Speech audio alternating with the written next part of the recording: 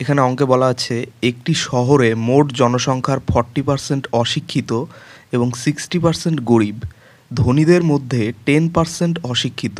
তাহলে অশিক্ষিত গরিব লোকের সংখ্যা কত? তাহলে দেখো আগে আমরা শিক্ষিত অশিক্ষিতটা আলাদা করে নিই।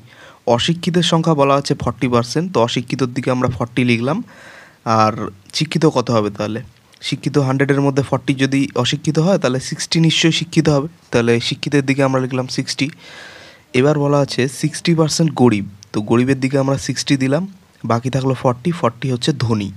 এইবার বলা আছে যে ধনীদের মধ্যে 10% অশিক্ষিত, তাহলে ধনীর সংখ্যা কত? ধনীর সংখ্যা হচ্ছে 40।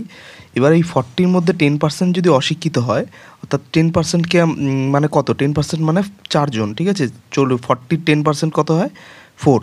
তাহলে 4 জন ধনী হচ্ছে অশিক্ষিত, ঠিক আছে? এবার আমরা মোট ধনীর সংখ্যা থেকে